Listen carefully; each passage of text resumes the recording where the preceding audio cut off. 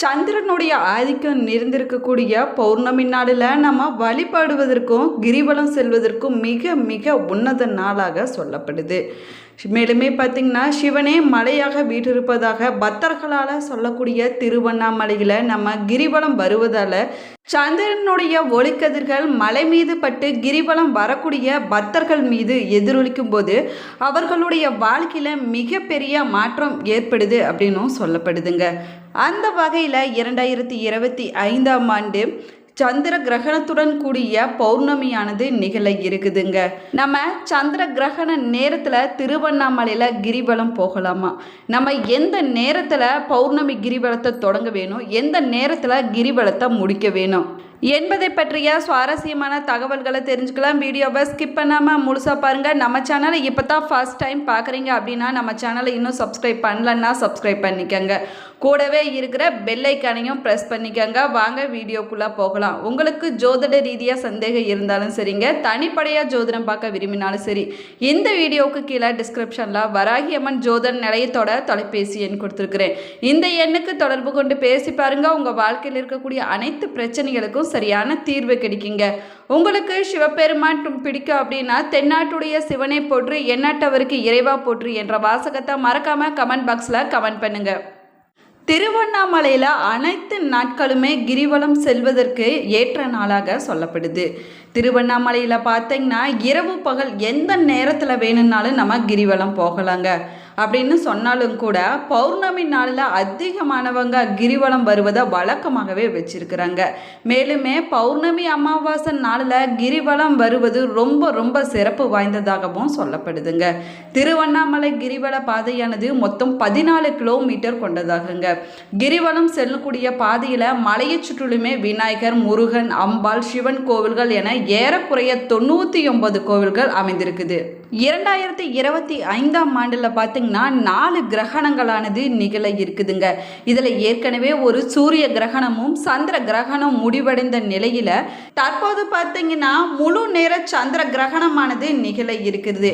September 7ஆம் தேதி இரவு 9:56 மணிக்கு தொடங்கி நள்ளிரவு 1:26 மணி வரைக்கும் சந்திர கிரகணமானது நிகழ இருக்குதுங்க. முழு சந்திர கிரகணம் இரவு 10:59 மணிக்கு தொடங்குவதாகவும் சொல்லப்பட்டிருக்கு. பொதுவாக பார்த்தீங்கன்னா சந்திர கிரகணம் என்பது பௌர்ணமி நாளில் நிகழக்கூடிய ஒரு நிகழ்வாகும். இந்த முறை ஆவணி மாத பௌர்ணமியில் வரக்கூடிய நாளில் சந்திர கிரகணமானது நிகழ இருக்குதுங்க. மேலுமே பார்த்தீங்கன்னா செப்டம்பர் 7ஆம் தேதி அதிகாலை 1:49 மணிக்கு திதி தொடங்கி செப்டம்பர் 8ஆம் தேதி அதிகாலை 12:32 மணி வரை பௌர்ணமி திதியானது இருக்குதுங்க. மேலுமே செப்டம்பர் 7ஆம் தேதி அதிகாலை 1:41 மணிக்கு தொடங்கி செப்டம்பர் 8ஆம் தேதி இரவு 11:38 மணி வரைக்கும் இருக்கக்கூடிய நேரத்தில் நீங்கள் கிரிவலம் செல்வதற்கு ஏற்ற நேரமாகவும் தெரிவிக்கப்பட்டிருக்குதுங்க. இந்த நேரத்தில் நீங்கள் திருவண்ணாமலையில் கிரிவலம் போக முடியாதவங்க செப்டம்பர் 8ஆம் தேதி இரவு 11:38 மணி வரை கிரிவலம் செல்லலாம் என்பதால் செப்டம்பர் 7ஆம் தேதி இரவு சந்திர கிரகணம் முடிந்த பிறகு நீங்கள் குளித்துவிட்டு அதற்கு பிறகு கூட உங்களது கிரிவல வழிபாட்டை தொடங்கலாங்க. மேலுமே இரவு 11:30 மணிக்குள்ளான நேரத்தில் நீங்கள் கிரிவல வழிபாட்டை நிறைவு செய்து கொள்ள வேணுங்க. கிரகம் இல்லாத மற்ற எந்த நேரத்தில் வேணுமானாலும் திருவண்ணாமலையில் கிரிவலம் வந்து வழிபடலாம். அதற்கான பலனும் நிச்சயமாக உங்களுக்கு கிடைக்குங்க.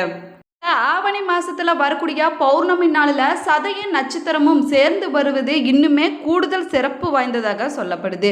சதய நட்சத்திரத்தின் அதிபதியாக இருக்கக்கூடிய தெய்வம் பார்த்தீங்கன்னா மிருத்யுஞ்சயேஸ்வரர் ஆவாருங்க. இவர் சிவபெருமானின் ஒரு அவதாரமாகவும் சொல்லப்படுறாரு. மேலுமே மிருத்யுஞ்சய் என்ற சொல்லுக்கு மரணத்தை வென்றவர் என்று பொருளாகுங்க. அதனாலதான் சதய நட்சத்திரத்தில் பிறந்தவங்க மிருத்யுஞ்சேஸ்வரரை அன்றைய நாளில் வழிபடுவது ரொம்ப ரொம்ப சிறப்பான பலன்களை கொடுக்குங்க.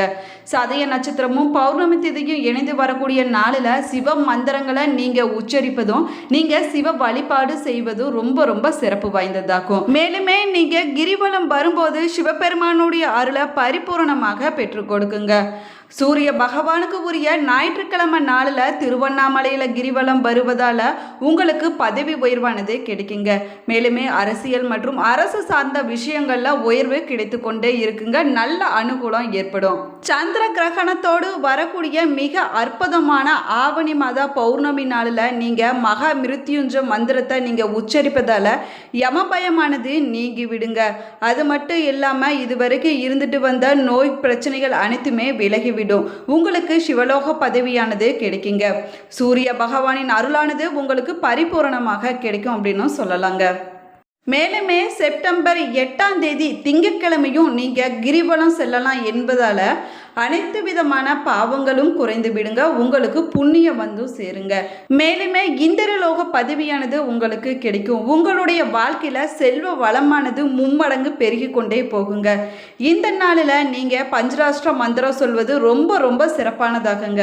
திருவண்ணாமலையில் பார்த்தீங்கன்னா அடிக்கு 108 லிங்கங்கள் இருப்பதாகவும் சொல்லப்படுதுங்க.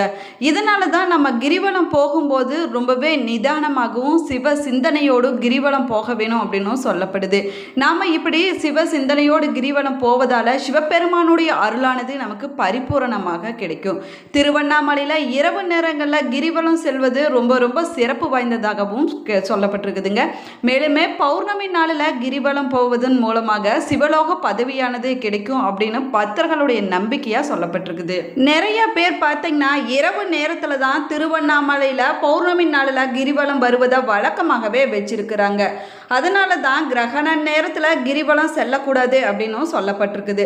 அப்படி நம்ம கிரிவலம் போவதால் அதற்கு எந்த விதமான பலனும் கிடைக்காதுங்க. கிரிவலம் என்பது ரொம்ப ரொம்ப உன்னதமான வழிபாட்டு முறையாகும். அதனால் பௌர்ணமி கிரிவலம் போகக்கூடியவங்க கிரகணம் தொடங்குவதற்கு முன்னாடியே நீங்கள் பௌர்ணமி வழிபாட்டை செய்யலாங்க. இல்லைன்னா கிரகணம் முடிந்த பின்னாடி நீங்கள் குளித்து விட்டு சுத்த பத்தமாக கிரிவல வழிபாட்டை நீங்கள் செய்வது ரொம்ப ரொம்ப சிறப்பானதாகும். பொதுவாக கிரிவலம் நீங்கள் போகும்போது ஏதாவது ஒரு வேண்டுதலை முன்னாடி வைத்துட்டு தாங்க போவீங்க. அந்த வேண்டுதல்கள் நிறைவேறும் என்பதற்காகத்தான் நீங்கள் கிரிவல வழிபாட்டினை செஞ்சுட்டு வருவீங்க. அந்த வேண்டுதல்கள் நிறைவேற வேணும் அப்படின்னா அண்ணாமலையாருடைய அருள் பரிபூர்ணமாக கிடைக்க வேணும் அப்படின்னா நீங்கள் கிரகண நேரம் முடிந்த பின்னாடி உங்களுடைய கிரிவல வழிபாட்டை செய்யலாம்.